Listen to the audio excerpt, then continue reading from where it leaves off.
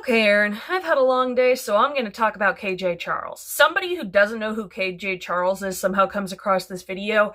They're a very prolific romance writer, usually of male-male romance. Those books also often have an occult or murder mystery aspect as a subplot, and this is one of those murder mysteries.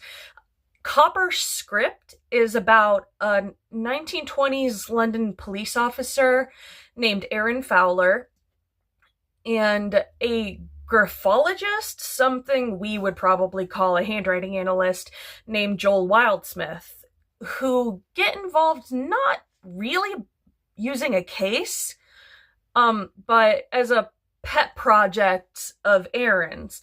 Joel gets involved because his bougie cousin gets dumped by his fiance and is blaming everything on her going to visit Joel and getting his personality assessed via handwriting. And Aaron does this in a personal capacity, not as a police officer. He decides to go in and talk to the guy, and he brings in handwriting samples from different people and is astonished by Joel's read on them. And he doesn't really believe in it. He still thinks it's a parlor trick, but it gets curious enough that he keeps coming back until one of the samples he brings in, Joel is horrified by and is like, holy crap, I think this person has killed somebody. They are evil. And this gets Aaron really freaked out because he knows this person. And it's this push and pull romance of them getting to know each other in a time period when they know that nothing can happen. And also the personal struggles of somebody who's had a bad past with police officers and somebody who, in the police who is aware of the corruption and wants to do something about it. And the romance is really cute. It's really sweet. Most of the book, of course it's a romance, is them getting to know each other and just spending time together. So their romance ends up making a lot of sense because they're just being people. Unlike a lot of other books where they're like, oh, we've been dating for 5 days. It's true love. While editing, I realized I somehow completely forgot to mention that Joel is also an amputee who lost his dominant hand in World War I. That's pretty relevant to how he interacts with the world and explaining why he is the way he is and why he has the job he does. And it feels like a disservice not to mention it for anybody who's looking for romance books with disability rep. So, yeah, I don't know how I forgot to mention that. Back to the video.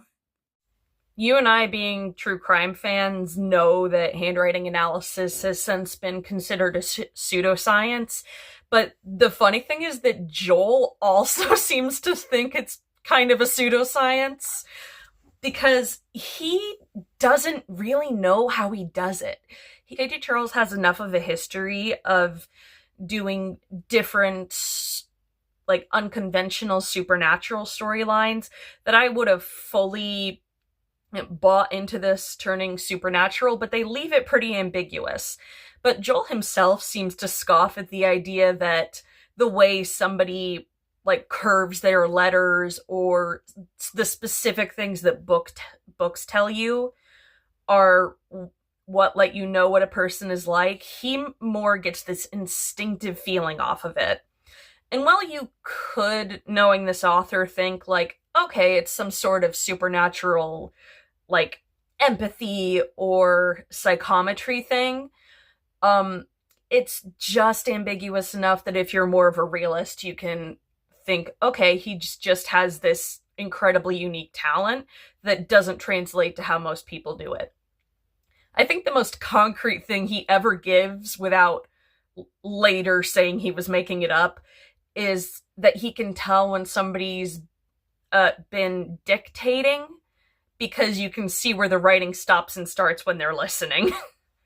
But most of it, all the other stuff, is just basically vibes-based. He's able to pick out a lot of specific details It's very little to go on. He's just looking at their letters and he's able to tell, oh, the cousin wrote this right after he cheated on his fiance. Or, oh, the guy who wrote this probably made his wife a rose garden. Or, oh, this guy is horrifying. He definitely has some bodies buried in his house. And all of them are incredibly spot on accurate. And that's what really makes me think, okay, maybe KJ is going in a supernatural direction with this. And I feel like if there were a sequel planned, that's where it would be going. But as far as I can tell, it's standalone and there's not a plan for a sequel. Although I would really, really like a sequel so we could explore this and also explore more of where Joel and Aaron end up. The romance and the investigating murder and everything are fairly standard. Honestly, you probably wouldn't like that there is not enough murder in this. My biggest complaint about this book is that it was not long enough. They don't even introduce the main antagonist or criminal aspect until halfway through the book. That's something I would hope is introduced maybe a quarter or a third of the way into it, but no, a little more than halfway through is when they start to get to the main climax's conflict. It really needed more build-up and resolution and everything to really feel satisfying. For the most part, I feel like it did the mystery well because it leaves in enough hints that you can solve it, and that's the kind of mystery I like to read, where you can follow along and start to pick up pieces on your own. The book mostly avoids the not all cops trope that a lot of modern media is pulling, but the female police officer Chalice cuts it a little bit close. I do understand her staying on because of the time period and what her staying on means to the people she works with, because she most often gets assigned to work with women and children who are often dismissed by male police officers. It does end up doing something not a lot of things do by having Aaron, the one who is concerned with police corruption and wants to do good, deciding to quit the police force, which, excellent. And it feels less like, oh, but there are some good cops, and more like good cops don't last long because the system beats them down and makes it harder for them. And that is a much more realistic answer and also much more satisfying to me than something that would be like, oh, but he has to stay in the police because he's a good one. I would like to see him and Joel team up to become like a private detective agency in a sequel. That would be super fun. There are things that would make this hard for people to read, like, of course, the police corruption, coercion, period typical homophobia and sexism, and I mean, obviously the murder too, but I'm assuming anybody going into a murder mystery is going to expect that. Generally speaking, it's just a really short, fun read. I wish there had been more of it, and definitely more of the mystery aspect. I don't think it's really your thing, Aaron, but if you ever decide, hey, maybe I'll give KJ Charles a shot, this wouldn't be a terrible one, even if the cops and handwriting analysis is really off-putting. The handwriting analysis aspect was really off-putting to me when I first read the description. I love KJ Charles, but just knowing how pseudoscientific it is, I didn't want to go into something that would reinforce it. But I should have trusted KJ Charles a little more because she's a historian, so she has a lot of knowledge about the sorts of things in this time period that are like that. And she really does lean into the aspect of, this is generally pseudoscience, Joel is just weird. And I really like that. Also, Joel is a redhead, and I love any book where the main love interest is a redhead.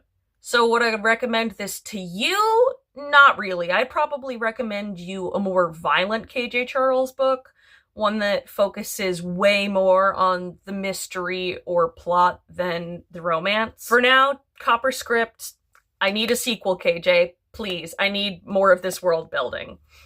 I want to know what the heck is going on with Joel's ability. Is he just a savant Is it actually supernatural? How could he tell somebody is a murderer just from looking at their handwriting? And that is wild. And it sounds stupid, but it somehow works in the book. I don't really know how to sign this off, but I will see you after the next book. Bye!